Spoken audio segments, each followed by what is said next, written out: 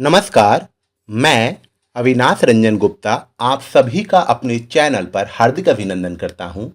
आज के इस वीडियो में हम लोग भगवती चरण वर्मा की अमर कृति चित्रलेखा उपन्यास का विस्तार से अध्ययन करने जा रहे हैं। तो शुरू करते हैं। चित्रलेखा उपन्यास के मुख्य स्मरणीय बिंदु। यहाँ पर 10 स्मरणीय बिंदुओं पर हम लोग एक एक करके विस्तार से अध्ययन करेंगे। सबसे पहले हम लोग आ जाते हैं लेखक परिचय पर। तो देखिए, भगवती चरण वर्मा जी का जन्म 6 अगस्त सन 1903 में उत्तर प्रदेश के एक संभ्रांत परिवार में हुआ था। इनके पिता अपने युग के प्रसिद्ध और सम्मानित वकीलों में से एक माने जाते थे। यह अपने पिता की सबसे बड़ी संतान थे, पर पितृसुख भोगना इनके भाग्य में नहीं बंधा था। वर्मा जी अभी केवल 5 ही वर्ष के थे कि इनके पिताजी का स्वर्गवास हो गया। पिता के स्वर्गवास के बाद इनका लालन पालन और शिक्षा दीक्षा अपने चाचा के स्नेह में हुई। अपने पिता के चरण चिन्हों पर चलते हुए उन्होंने भी प्रयाग विश्वविद्यालय से बीए, एलएलबी की परीक्षा पास की और वकील बन गए। वर्मा जी जो वकील तो बन गए थे, पर वास्तव में वह क्षेत्र उनकी आंतरिक रुचियों और प्रवृत्तियों के अनुकूल नहीं था। अतः उस क्षेत्र में अधिक दिनों तक न रह सके। जल्दी ही वे सब कुछ छोड़ छाड़कर साहित्य साधना के क्षेत्र में आ गए और यहाँ इनका मन खूब रमने लगा। इनकी प्रमुख कृतियां हैं पतन, जो इनकी पहली रचना है, चित्रलेखा, जिसका प्रकाशन वर्ष 1934 है, यही इनकी अमर कृति है। 3 वर्ष, टेढ़े मेढ़े रास्ते, अपने खिलौने, भूले बिसरे चित्र, वह फिर नहीं आई, सामर्थ्य और सीमा, ये सभी उपन्यास हैं। मधुकण इनकी कविता संग्रह है और वसीहत, रुपया तुम्हें खा गया, सबसे बड़ा आदमी, ये इनके कुछ प्रसिद्ध नाटक हैं। इन्हें पद्म भूषण और साहित्य अकादमी पुरस्कार से भी सम्मानित किया गया है। इनका देहावसान 5 अक्टूबर 1981 को हुआ। तो ये था लेखक परिचय। अब हम लोग आ जाते हैं कथा वस्तु पर, अर्थात इस उपन्यास का प्लॉट क्या है। देखिए, चित्रलेखा नामक उपन्यास एक समस्यामूलक उपन्यास है। इसका मुख्य विषय समस्या का विश्लेषण है, न कि घटनाओं का वर्णन। समस्या प्रधान तथा कथा गौण है। पुनरपि च लेखक ने कथा ही में अपने विचारों को वेष्टित करके मनोवैज्ञानिक तत्वों का विश्लेषण किया है। जीवन की एक छोटी से छोटी भूल भी लेखक की लेखनी के नोक पर आ गई है, जिस पर हम अपने दैनिक जीवन में ध्यान ही नहीं देते। अतः कथा वस्तु का अंश थोड़ा है और मनोवैज्ञानिक विश्लेषण अधिक, तथा कौतूहलवर्धक नहीं, फिर भी रोचक है। रोचकता प्रायः कथोपकथन द्वारा संपन्न हुई है। घटनाओं का कोई ऐतिहासिक महत्व नहीं है। पुनरपि च, फिर भी कथानक का वातावरण ऐतिहासिक है। इसमें चंद्रगुप्त मौर्य के शासनकाल का वैभवशाली वर्णन है। लेखक ने कथानक का वातावरण बड़ा ही उपयुक्त चुना है, क्योंकि ऐसे ही धन धान्य पूर्ण वातावरण में पाप क्या है जैसे दार्शनिक सिद्धांतों पर विचार किया जा सकता है। जब जनता भूखी रहेगी, रोटी कपड़े को तरसेगी, उस समय भला उसे ऐसे विषयों पर विचार का अवकाश कहाँ। अतः यह निर्विवाद रूप से सिद्ध है कि लेखक ने अपने इन समस्यामूलक दार्शनिक उपन्यास की कथा वस्तु का वातावरण बड़े ही सुंदर स्थल से लिया है। इसमें स्वाभाविकता सहज संपन्न हुई है। तो ये थी चित्रलेखा की कथा वस्तु, प्लॉट।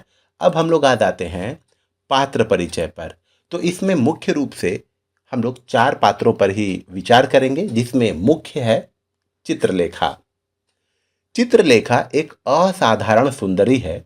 इसके सौंदर्य में वह मादकता है जो कुमारगिरी जैसे योगी और विरक्त को मस्ती के संसार में लाती है। श्वेतांक जैसा भोला ब्रह्मचारी उसके सौंदर्य के जाल में फंस जाता है। बीजगुप्त जैसा महान सामंत भी उसके सौंदर्य में जी भरकर डुबकी लगाना चाहता है। चित्रलेखा संयम और कुसंयम का उसके जीवन में अद्भुत मिश्रण है। वह विधवा थी, संयम किया, परंतु कृष्णादित्य ने उसके संयम को तोड़ा। पुनः संयम किया, जिसे बीजगुप्त के सौंदर्य और शब्द माधुर्य ने असंयम में परिवर्तित किया। वह एक सच्ची कलाकार है। कला का अनादर वह अपना अनादर समझती है। यथा मृत्युंजय के उत्सव में जब कुमारगिरी आता है तो संगीत बंद कर देने पर वह अत्यंत क्रुद्ध हो उठती है। उसके विचार से कुमारगिरी के स्वागत में नृत्य कला का बंद करा देना कला का अपमान है। उनका सौंदर्य समाज की वस्तु है, व्यक्ति को स्थान नहीं है।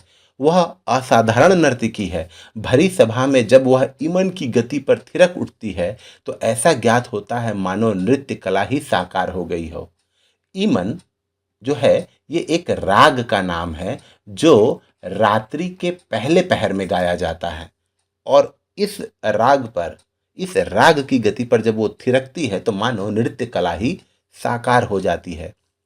उसका व्यक्तित्व कला और दर्शन का सुंदर समन्वय है। उसकी विद्वता के आगे चाणक्य और कुमारगिरी जैसे योगी और दार्शनिक पराजित हो जाते हैं। विदुषी एवं दार्शनिक होते हुए भी उसमें स्थिरता की भारी कमी है। वह बीजगुप्त जैसे प्रेमी को छोड़कर भोग की लालसा में कुमारगिरी की शिष्या बनती है। एक भ्रष्टा स्त्री जो कुछ कर सकती है उससे कहीं अधिक चित्रलेखा कर सकती है। ये बात इस उपन्यास में प्रमाणित होती है।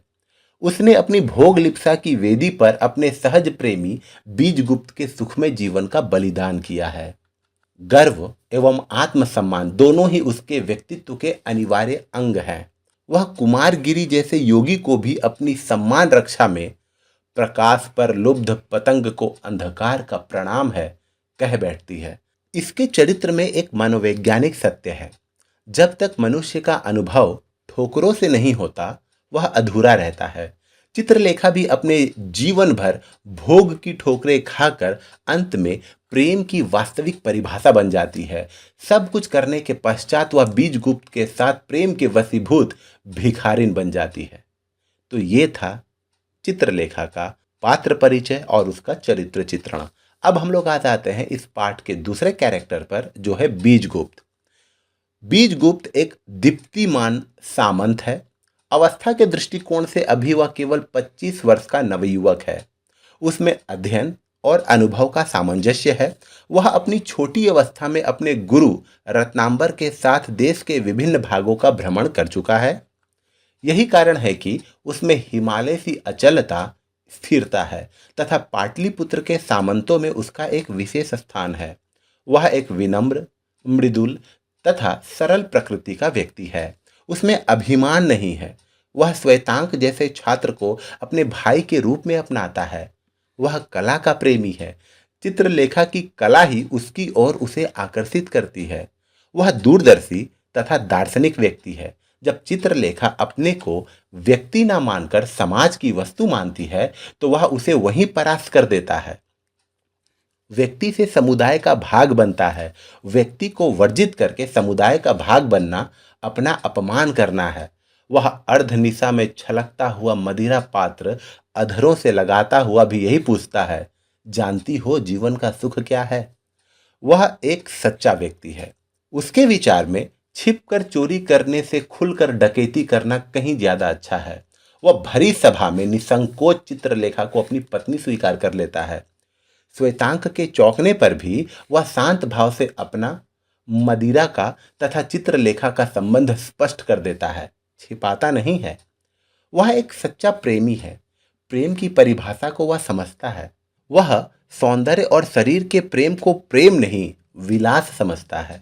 उसके दृष्टिकोण से एक दूसरे से प्रगाढ़ सहानुभूति और एक दूसरे के अस्तित्व को एक कर देना ही प्रेम है। प्रेम का संबंध आत्मा से है, शरीर से नहीं।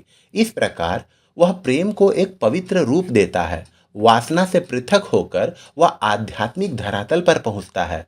मृत्युंजय की पुत्री यशोधरा का चंद्रमा सा सौंदर्य भी उसके प्रेम को विचलित नहीं कर पाता। अंत में प्रेम की वेदी पर अपनी सभी वैभव सुखादि का बलिदान करके भिखारी बन जाता है। वह मानव हृदय का पारखी भी है। मनोविज्ञान का श्रेष्ठतम अनुभव रखता है। चित्रलेखा और कुमारगिरी के प्रथम मिलन एवं बातचीत ही में भविष्य के नग्न भूत को पहचान जाता है। वह एक उदार, गंभीर तथा विशाल हृदय का व्यक्ति है। श्वेतांक के विनय पर वह अपना धन ही नहीं अपितु अपनी सामंत पदवी भी उसे दे डालता है। उसके हृदय में दूसरों के प्रति परोपकार की भावना है। वह दो प्राणियों श्वेतांक और यशोधरा के सुख के लिए अपना सारा सुख बलिदान करता है। वास्तव में बीजगुप्त देवता है। संसार में वे त्याग की प्रतिमूर्ति है। उनका हृदय सचमुच विशाल है। अब हम लोग आते हैं इस पाठ के तीसरे कैरेक्टर पर, जो है कुमारगिरी। देखिए, चित्रलेखा के शब्दों में कुमारगिरी योगी है और उनमें शक्ति है। उनका सत्य और ईश्वर दोनों ही कल्पना जनित थे, पर साथ ही साथ मनुष्य में इतनी उत्कृष्ट कल्पना का होना भी असंभव है। कुमारगिरी में सृजन की शक्ति है। महाप्रभु रत्नांबर के शब्दों में कुमारगिरी योगी है। उसका दावा है कि उसने संसार की समस्त वासनाओं पर विजय पा ली है। संसार में उसकी विरक्ति है और अपने मतानुसार उसने सुख को भी जान लिया है। उसमें तेज है और प्रताप है। उसमें शारीरिक बल है और आत्मिक शक्ति। जैसा कि लोगों का कहना है, उसने ममत्व को वशीभूत कर लिया है। कुमारगिरी युवा है, पर यौवन और विराग से मिलकर उसमें एक अलौकिक शक्ति उत्पन्न कर दी है। संयम उसका साधन है और स्वर्ग उसका लक्ष्य। सत्य तो यह है कि कुमारगिरी एक महान तत्वदर्शी, योगी, विरक्त, इंद्रियजीत व्यक्ति है। वह संसार के वैभव और भोग विलास से दूर उपवन की एकांत भूमि में तपस्वी है। उसकी शरीर तपस्या में तप है। उसकी आत्मिक शक्ति गहन चिंतन से परिपुष्ट हुई है। तभी तो चंद्रगुप्त के दरबार में उसकी श्रेष्ठता सभी स्वीकार कर लेते हैं। चाणक्य भी उनसे हार मान लेते हैं। उसमें अनुभवहीनता एक बड़ी दुर्बलता है। स्त्री को माया और अंधकार समझता है और इसी के आकर्षण से उसका पतन होता है। वह अपने संयम पर घमंड करता है। विशाल देव से अपनी कुटिया को पाप से रिक्त बतलाता है। पुनरपिचा अर्थात फिर भी अति संघर्षण करे जो कोई अनल प्रकट चंदनते होई वाली तुलसी की उक्ति सत्य हो जाती है। ऐसे महान योगी का संघर्ष एक विलासिनी नर्तकी से होता है। संयम और योग के द्वंद्व में संयम पराजित होता है। बेचारा योगी हिमालय की चोटी से नारकीय कुंड में गिर पड़ता है, वह भी बुरी तरह। नर्तकी उसके जले पर और भी नमक छिड़कती है। वासना के कीड़े, तुम प्रेम क्या जानो। वास्तव में यहाँ हम योगी की अनुभवहीनता को ही पाते हैं। वह उन्मादवश भोग ही को प्रेम समझ बैठता है।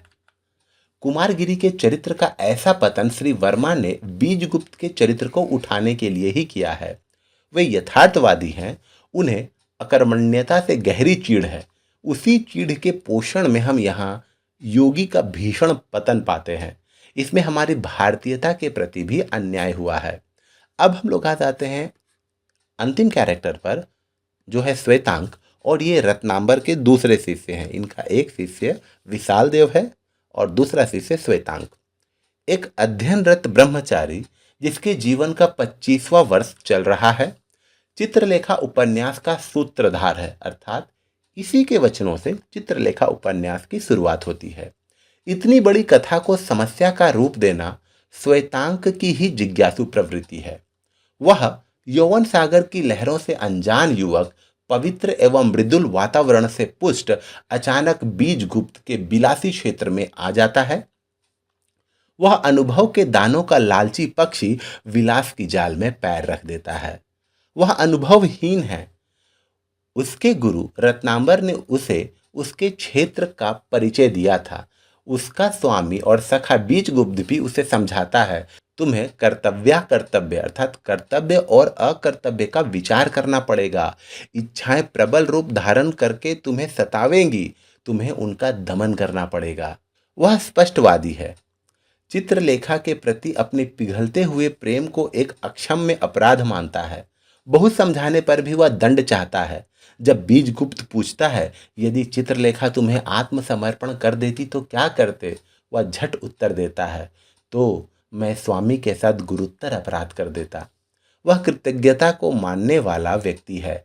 अपने प्रथम प्रेम को प्रफुल्लित हुए देखकर जब वह बीजगुप्त से यशोधरा के पिता से विवाह प्रस्ताव के लिए कहता है और जब उसे यह ज्ञात होता है कि बीजगुप्त स्वयं उससे विवाह करना चाहता है तथा उसके इस बात पर क्रोधित है, तो वह रो पड़ता है।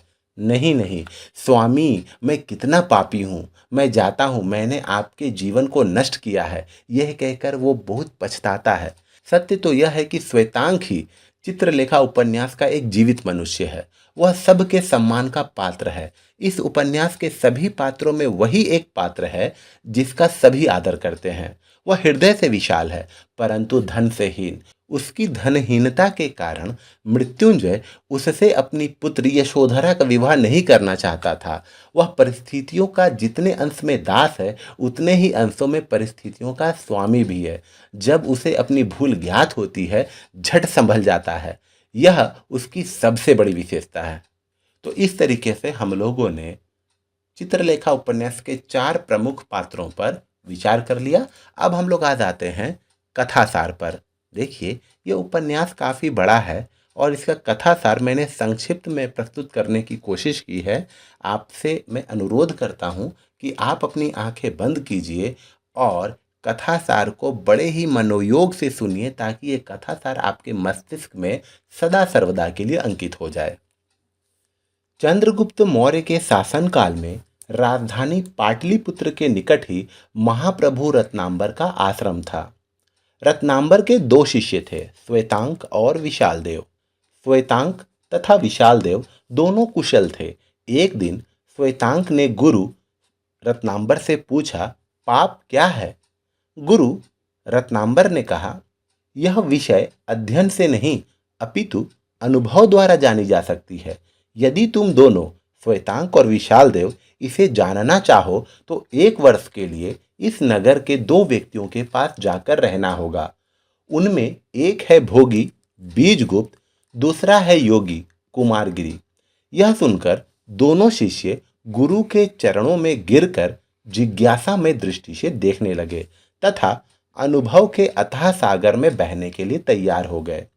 रत्नांबर इससे बहुत प्रसन्न हुए तथा दूसरे दिन श्वेतांक को बीजगुप्त की सेवा में तथा विशालदेव को कुमारगिरी की शिष्यता में लगाकर स्वयं तपस्या में लग गए। बीजगुप्त हृदय का विशाल व्यक्ति था तथा स्वयं भी रत्नांबर का शिष्य रह चुका था। अतः गुरु की आज्ञानुसार श्वेतांक को अपने गुरु भाई तथा सेवक दोनों के रूप से प्रेम भाव से रखने लगा। वह सम्राट चंद्रगुप्त मौर्य का एक सामंत था। यद्यपि उसकी अवस्था भी केवल 25 वर्ष की ही थी, उसका प्रेम एक नर्तकी चित्रलेखा से हो गया था। वह उसे अपनी पत्नी रूप में स्वीकार करना चाहता था। चित्रलेखा भी बीजगुप्त के प्रेम में पगी हुई थी। दोनों नित्य सायंकाल मदिरा पान करते तथा रात्रि को चंद्रगुप्त श्वेतांक द्वारा उसे उसके घर पहुंचवा दिया करता। इस प्रकार यह प्रेम यद्यपि विधिवत न था, तथापि दोनों का प्रेम सत्य की धारा में बहने लगा। लोग उन्हें वासनाओं के दास समझने लगे थे। चित्रलेखा पाटलिपुत्र की अद्वितीय नर्तकी है, परंतु उसकी भी एक कहानी है। वह ब्राह्मण विधवा है जो 18 वर्ष में सौभाग्यहीना हो जाती है। यौवन की मस्ती में कृष्णादित्य नामक वर्णशंकर युवक से उसका प्रेम हो जाता है। गर्भ रह जाने के कारण दोनों घर से बाहर निकाल दिए जाते हैं, परंतु अभाग्यवश कृष्णादित्य की मृत्यु हो जाती है। एक्चुअली कृष्णादित्य ने आत्महत्या कर ली होती है। कुछ दिनों बाद बच्चा भी मर जाता है। रह गई चित्रलेखा। उसे एक नर्तकी ने अपने यहाँ आश्रय दिया। अब वह नर्तकी थी, परंतु वेश्या नहीं। बीजगुप्त का कड़ा विरोध करके वह पहले पहल प्रेमदान नहीं देती है, परंतु प्रेम एक स्वाभाविक वस्तु है, वह हो ही गया। अब दोनों चित्रलेखा तथा बीजगुप्त प्रेम मंदिर के पुजारी हैं। श्वेतांक इन्हीं दोनों प्रेम पुजारियों का सेवक, सखा तथा गुरु भाई सब कुछ है। दूसरी ओर विशालगुप्त अपने नए गुरु में श्रद्धा तथा विश्वास रखता है। उसके दृष्टिकोण से कुमारगिरी वासनाओं पर विजय पा चुका है। उसे संयम और नियम में विश्वास था। विशालगुप्त ऐसे गुरु को पाकर धन्य हो गया है। आगे चलकर दोनों विरोधी धाराओं का संघर्ष होता है। भोग और योग की टक्कर होती है। पात्रों में अंतर्द्वंद्व चल पड़ता है। एक दिन चंद्रगुप्त अपने दरबार में दर्शन पर तर्क करने के लिए सभी सामंतों, पंडितों तथा योगियों को बुलाते हैं। वहां चाणक्य तथा कुमारगिरी का वाद विवाद चलता है। चाणक्य हार जाता है। कुमारगिरी विजय होकर भी चित्रलेखा से हार जाते हैं। विजय मुकुट चित्रलेखा के सिर पर रखा जाता है। चित्रलेखा उस मुकुट को कुमारगिरी को पहना देती है तथा दरबार में ठुमक कर नाच पड़ती है। कुमारगिरी स्तंभित रह जाते हैं तथा हर्ष, शोक, जय, पराजय दोनों को साथ लिए आश्रम चले आते हैं। यहीं से परिस्थितियों का चक्र तेजी से घूमता है। उसी चक्र के फेर में ये दोनों कुमारगिरी तथा चित्रलेखा पड़ जाते हैं। चित्रलेखा विलास के लोभ में बीजगुप्त की ओर से तटस्थ तथा कुमारगिरी के निकट होती जा रही है। बीजगुप्त इस कारण उदास सा रहने लगता है। इसी बीच पाटलिपुत्र के एक वयोवृद्ध सामंत जिनका नाम मृत्युंजय है, अपनी पुत्री यशोधरा के जन्मोत्सव पर बीजगुप्त, चित्रलेखा, कुमारगिरी आदि को आमंत्रित करके बीजगुप्त से अपनी पुत्री के विवाह का प्रस्ताव करते हैं। बीजगुप्त चित्रलेखा को अपनी पत्नी बताकर प्रस्ताव को अस्वीकार कर देता है। चित्रलेखा और कुमारगिरी बीजगुप्त को विवाह कर लेने के लिए बल देते हैं। इन दोनों का विचार है कि बीजगुप्त का विवाह यशोधरा से हो जाने पर विलास मार्ग की रुकावट जाती रहेगी, परंतु बीजगुप्त विवाह सदैव के लिए अस्वीकार करके अपने घर चला आता है। अब कुमारगिरी व चित्रलेखा मिल जाते हैं, परंतु दोनों अपने अपने ढोंग बनाए हुए हैं। प्रेम होते हुए भी अपने प्रेम की वार्तालाप तथा क्रिया नहीं कर पाते। बीजगुप्त दोनों की इस मैत्री पर बड़ा दुखित होता है तथा काशी में मन बहलाने के लिए आ जाता है। साथ ही श्वेतांग तथा मृत्युंजय भी काशी आते हैं। बीजगुप्त पाटलिपुत्र छोड़कर काशी इसलिए आया है कि चित्रलेखा के प्रति प्रेम भाव को पाल सके तथा नगर के लोग चित्रलेखा और बीजगुप्त पर उनके प्रेम छूटने पर हंसी न उड़ा सके, परंतु साथ में यशोधरा और मृत्युंजय का रहना उसे खल उठा। इधर यशोधरा और श्वेतांक एक दूसरे के बहुत निकट आ जाते हैं। दोनों एक दूसरे पर मोहित हो चले हैं। इस प्रकार उसके मन का अंतर्द्वंद्व और भी तीव्र हो उठता है। वह बेचैन हो जाता है। अंततः इस अशांति से छुटकारा पाने के लिए यशोधरा से विवाह करने का निश्चय मन ही मन कर लेता है। सभी काशी से पाटलिपुत्र वापिस आ जाते हैं। दूसरी ओर कुमारगिरी और चित्रलेखा, दूसरे शब्दों में योगी और नर्तकी, प्रेम की एक ही नाव पर चढ़कर भी अभी अपने अपने ढोंग बनाए हुए हैं। मन दोनों का डिग चुका है, परंतु अब नर्तकी कुछ उदास सी रहती है। यह देख कुमारगिरी नर्तकी चित्रलेखा को बीजगुप्त और यशोधरा की शादी की झूठी बात सुनाकर उसे आत्मसमर्पण को बाध्य कर देता है। दोनों रात्रि में भोग करते हैं। इस प्रकार कुमारगिरी जैसा योगी का बुरी तरह पतन हो जाता है। रही चित्रलेखा, सो बात की वास्तविकता को जानकर कुमारगिरी से घृणा करने लगती है। उसे झूठा, पापी, स्वार्थी तथा घृणित समझकर छोड़ देती है और पुनः अपने घर पर आ जाती है। उसे अपने किए पर पछतावा है, अतः अब बीजगुप्त के यहाँ नहीं जाती। इधर काशी से लौटने पर श्वेतांक यशोधरा के साथ विवाह करना चाहता है और इस प्रस्ताव को बीजगुप्त द्वारा उसके पिता मृत्युंजय के पास रखने की इच्छा प्रकट करता है। इस पर बीजगुप्त क्रोधित हो उठा, क्योंकि वह स्वयं यशोधरा से विवाह करने के लिए निश्चय कर चुका था।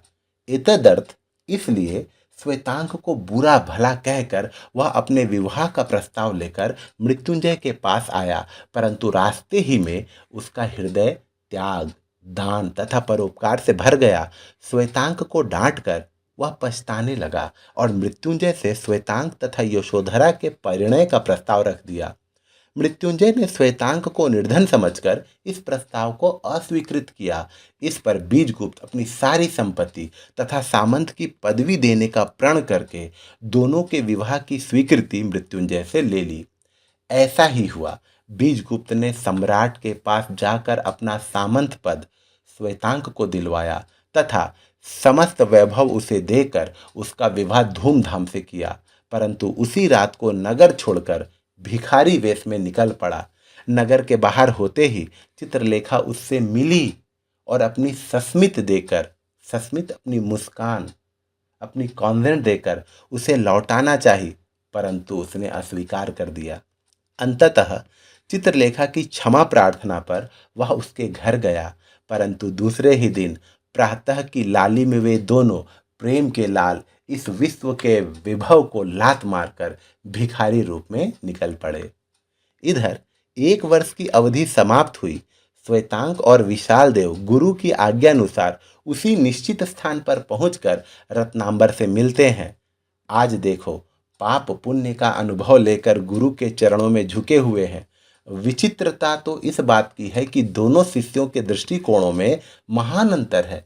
श्वेतांक बीजगुप्त को त्यागी, देवता, परोपकार की मूर्ति मानते हुए कुमारगिरी को स्वार्थी, घृणित एवं पापी समझता है। दूसरी ओर विशाल देव बीजगुप्त को विलासी, कामी तथा पाप की प्रतिमूर्ति समझता है और कुमारगिरी को महान योगी, समर्थ तथा अजीत मानता है। महाप्रभु रत्नांबर के मुख पर एक स्मित रेखा झलक जाती है और निष्कर्ष बताते हैं कि विश्व में ना तो पाप है और ना पुण्य, मानव परिस्थितियों का दास है, स्वतंत्र नहीं, फिर पाप पुण्य कैसा। अतः मेरा मत है कि हम ना पाप करते हैं और ना पुण्य, केवल वह करते हैं जो हमें करना पड़ता है। यही मेरी अंतिम शिक्षा है। तुम्हें आशीर्वाद है। बस यही उपन्यास का अंत है। तो ये थी पाप और पुण्य की परिभाषा पर आधारित चित्रलेखा उपन्यास का संक्षिप्त कथासार। अब हम लोग बढ़ते हैं अगले बिंदु की ओर, जो है पात्रों की दुरूहता। देखिए, चरित्र चित्रण की दृष्टि से चित्रलेखा उपन्यास को कोई महत्व नहीं दिया जा सकता। इसके सभी पात्र परिस्थितियों के दास हैं। वे साधन हैं, कर्ता नहीं। ऐसी दशा में उनका चरित्र कैसा हो सकता है, यह तो हम पहले ही कल्पना कर बैठते हैं। सत्य तो यह है कि उपन्यासकार ने अपने उद्देश्यों की पूर्ति के लिए पात्रों को परिस्थितियों की कठपुतली बना दिया है। इस उपन्यास में कोई भी ऐसा पात्र नहीं जो संघर्ष के थपेड़े में अपने पथ से भ्रष्ट ना हुआ हो। कुमारगिरी योगी और विरक्त होते हुए भी वासना का कीड़ा बन जाता है। बीजगुप्त चित्रलेखा का अनन्य प्रेमी होते हुए भी अपने सुख की इच्छा से यशोधरा पर आसक्त हो जाता है और विवाह के लिए तैयार हो जाता है। यहाँ उसे केवल एक दूसरी परिस्थिति ही उसकी मनोकामना में बाधक होती है और वह अपने विवाह का प्रस्ताव न करके श्वेतांक के विवाह का प्रस्ताव रख देता है। चित्रलेखा बीजगुप्त से प्यार करती हुई भी कुमारगिरी के आश्रम में केवल भोग की लालसा में जाती है। मृत्युंजय महावैभवशाली होते हुए भी महालोभी है। यशोधरा का चरित्र तो कुछ अस्वाभाविक सा हो गया है। क्या वह इतनी भोली है जो विवाह योग्य होती हुई भी अपने को बीजगुप्त द्वारा तिरस्कृत हुई जानकर भी एक 4 साल की बच्ची सी बात करती है? हमें तो उसके यौवन की दृष्टि से उसकी शांति प्रियता और भाव शून्यता बहुत कुछ अस्वाभाविक प्रतीत होती है। ऐसी ही दशा विशाल देव की है। वह सब कुछ जानते हुए भी कुछ नहीं जानता। रत्नांबर परिस्थितियों से दूर है, अतः चक्कर में नहीं आए। अपने शिष्यों के अनुभव एवं अपने ज्ञान का समन्वय करके समस्या को सुलझाने में सफल हैं। उनको महात्मा मानने में कोई आक्षेप नहीं। फिर भी उनका चरित्र पूर्ण रूप से हमारे सामने नहीं आ पाया, जिससे उनके विषय में कोई स्थिर मत दिया जा सके। तो इस तरीके से हम लोग देख रहे हैं, यहाँ के पात्रों में काफ़ी दुरूहता है। सब परिस्थितियों के दास हैं और उचित अनुचित कार्य करने को मजबूर हो जाते हैं। अब हम लोग आ जाते हैं कथोपकथन पर। देखिए, कथोपकथन की दृष्टि से उपन्यासकार सफल हुआ है। इसके द्वारा उसने ऐसी गति उत्पन्न कर दी है कि कथा वस्तु में कौतूहल का अभाव नहीं अखरता। वास्तव में कथोपकथन ही इस उपन्यास का प्राण है। यही वह अमोघ शस्त्र है जिसने लेखक के हाथ में विजय पताका दी है। ध्यान इस बात का रखा गया है कि पात्र कहीं वक्तृता न झाड़ने लग जाए। जहां कहीं लेखक ने कथोपकथन को लंबा बनाया है, वहां उसने अपने सिद्धांत का प्रतिपादन आनंद और अनुराग के रंग में रंगने के लिए किया है। चित्रलेखा का एक चुभता हुआ व्यंग लीजिए। प्रकाश पर लुब्ध पतंग को अंधकार का प्रणाम है। अब कुमारगिरी का स्वाभाविक अनुराग में उत्तर देखिए। तुम्हारे कवित्व की कर्कशता पर उन्माद का आवरण है। तुम्हारे विष को सौंदर्य छिपाए हुए है।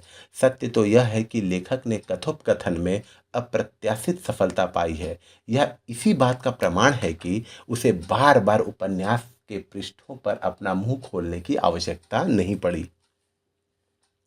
अब हम लोग आ जाते हैं भाषा पर। देखिए, उपन्यास की भाषा में सारल्य को महता है, परंतु विषय के अनुसार भाषा यदि कुछ क्लिष्ट भी हो जाए तो उसे भाषा की असफलता नहीं, भाषा की आवश्यकता ही कहा जा सकता है। प्रस्तुत उपन्यास समस्यामूलक है और समस्याएं भाषा के गूढ़त्वों में ही प्रतिपादित होती हैं। इसके अतिरिक्त इस उपन्यास के सभी पात्र उच्च वर्ग तथा शिक्षित समुदाय के हैं, अतः उनकी भाषा में परिमार्जन आवश्यक है। इस प्रकार इन दोनों दृष्टिकोणों से लेखक की भाषा शुद्ध साहित्यिक होनी चाहिए थी, जिसे लेखक ने निसंकोच अपनाया है। इसे हम पात्रों के अनुरूप कहें तो उपयुक्त है। कुमारगिरी का एक तत्वपूर्ण जीव और ब्रह्म का विश्लेषण लीजिए।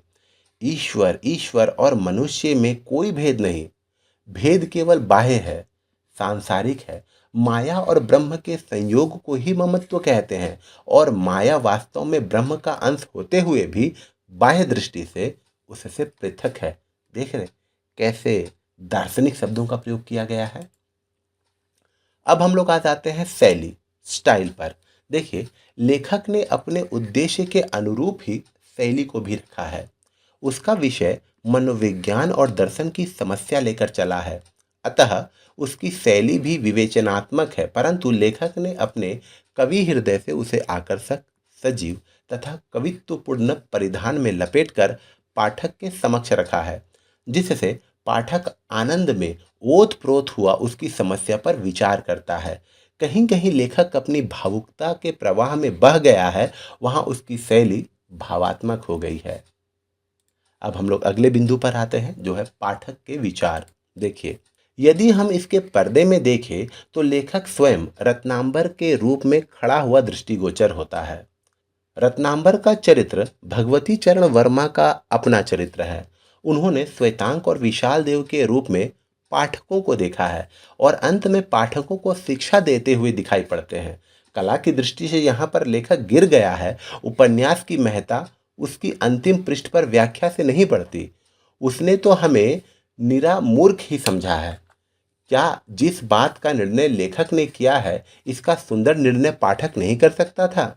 निर्णय करना कलाकार का कार्य नहीं, वह पाठक का कार्य है। कलाकार का अधिकार चित्र निर्माण तक ही सीमित है, आगे नहीं। इस दृष्टि से भगवती जी कुछ अनधिकार चेष्टा करते दिखाई पड़ते हैं, परंतु यह तो निर्विवाद सत्य है कि वह अपने उद्देश्य की पूर्ति में पूर्णतया सफल है। अब हम लोग आ जाते हैं इस उपन्यास के उद्देश्य पर। देखिए, लेखक इस उपन्यास के परिधान में एक महान उद्देश्य लेकर हमारे सामने आए हैं। उनका अभिष्ट है इस विश्व में कोई बुरा भला, उत्कृष्ट अथवा निकृष्ट नहीं, ये सभी रूप परिस्थिति के हैं। पाप पुण्य कोई वस्तु मानव के लिए नहीं हो सकती, क्योंकि उसे वही करना पड़ता है जो परिस्थितियां कराती हैं। फिर पाप और पुण्य कैसा? पाप तो केवल मनुष्य के दृष्टिकोण की विषमता का दूसरा नाम है। मनुष्य अपना स्वामी नहीं है, वह परिस्थितियों का दास है, विवश है, वह कर्ता नहीं है, केवल साधन है। मनुष्य में ममत्व प्रधान है। कोई भी संसार में अपनी इच्छा अनुसार यह काम ना करेगा जिसमें उसे दुख मिले। संसार में इसलिए पापों की एक परिभाषा नहीं हो सकती। हम ना तो पाप करते हैं और ना पुण्य, हम केवल वह करते हैं जो हमें करना पड़ता है। यही नहीं, लेखक अपने इस उद्देश्य की पूर्ति पर गर्व नहीं करता। वह रत्नांबर के मुख से कहलवाता है, यह मेरा मत है, तुम लोग इससे सहमत हो या ना हो, मैं तुम्हें बाध्य नहीं करता और न कर सकता हूँ। तो इस तरीके से हम लोग देखते हैं चित्रलेखा उपन्यास सचमुच पाप और पुण्य की व्याख्या करने वाला एक बहुत ही अच्छा उपन्यास है और हम लोगों ने इस उपन्यास के लगभग सभी बिंदुओं पर विस्तृत रूप से अध्ययन किया है। उम्मीद करता हूँ आपको मेरा ये वीडियो ज़रूर अच्छा और इन्फॉर्मेटिव लगा होगा। हम पुनः मिलेंगे किसी अगले वीडियो में, तब तक के लिए धन्यवाद।